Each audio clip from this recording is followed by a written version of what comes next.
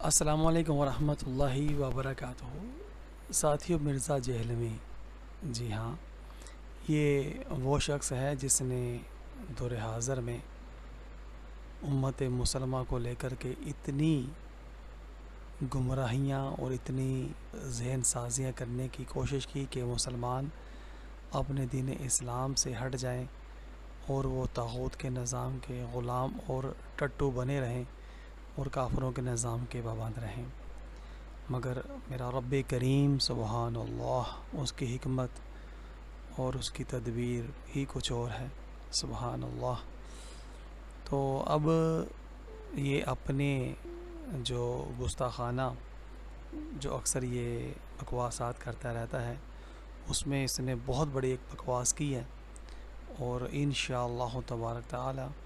اب اس کی پاداش میں یقیناً حاکم وقت ضرور اس کو کیفر کردہ تک پہنچائے گا، اور انشاءاللہ العزیز امت مسلمہ کے لیے یہ ایک خوش آئند قدم ہوگا کہ اس طرح کے ناسور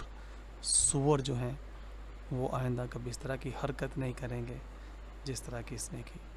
شخص کرسچن ہے تو وہ میرے نبی کو دجال سمجھ رہا ہے، لیکن مجھے قرآن اجازت دے رہا ہے کہ میں شخص کرسچن ہے تو وہ میرے نبی کو دجال سمجھ رہا ہے، لیکن مجھے قرآن اجازت دے رہا ہے کہ میں اس کی عورت کے ساتھ شادی کر سکتا ہوں اگر وہ کسی کرسچن کی بیٹی ہے۔ سورۃ المائدہ کی آیت نمبر 5 میں کس عورت کے ساتھ جو میرے نبی کو دجال سمجھ رہا ہے؟ شخص کرسچن ہے تو وہ میرے نبی کو دجال سمجھ رہا ہے، لیکن مجھے قرآن اجازت دے رہا ہے کہ میں اس کی عورت کے ساتھ شادی کر سکتا ہوں اگر وہ کسی کرسچن کی بیٹی ہے۔ سورۃ المائدہ کی آیت نمبر 5 میں کس عورت کے ساتھ جو میرے نبی کو دجال سمجھ رہا ہے؟ آج ہم جس دور میں گزر رہے ہیں، ابھی وہ مرزا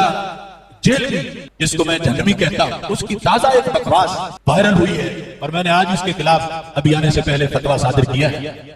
اس نے رسول اکرم نور مبسم شفیع معظم صلی اللہ علیہ وسلم کے بارے میں ایک ایسا لفظ بولا کہ وہ زبان پہ لانے سے رونگٹے کھڑے ہو جاتے ہیں۔ وہ لفظ 100% توہین رسالت پر مشتمل ہے، اور وہ لفظ جو اپنی زبان سے سرکار کے بارے میں بولے کافر بھی ہو جاتا ہے، مرتد بھی ہو جاتا ہے۔ اور پھر اس نے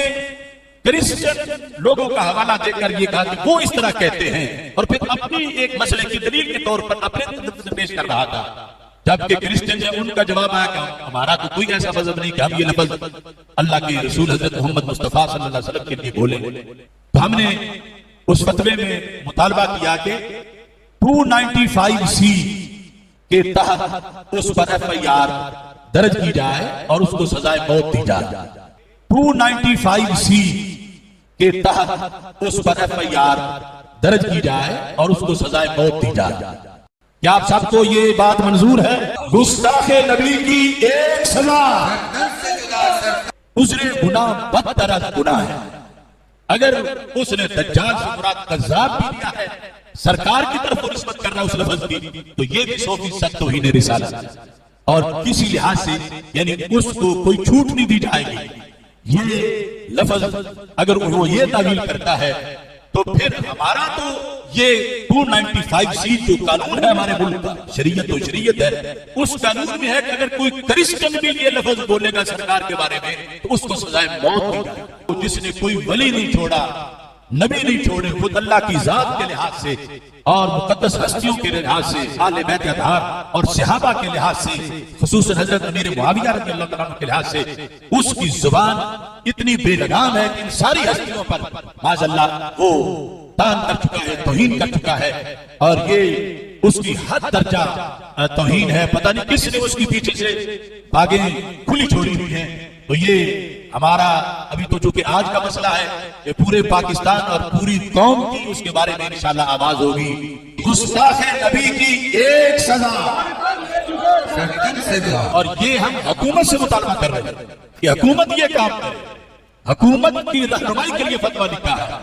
اور ان سے مطالبہ کر رہے ہیں کہ جو تمہارے مراحل ہیں اس کو گزارو، اور اس کے بعد جو شرعی سزا لکھی ہے ہم نے اس کے مطابق ہے اس کو کیفر کردار تک پہنچاؤ۔ ساتھیوں، لائک، سبسکرائب اور بیل آئیکن کو ضرور دبائیے گا۔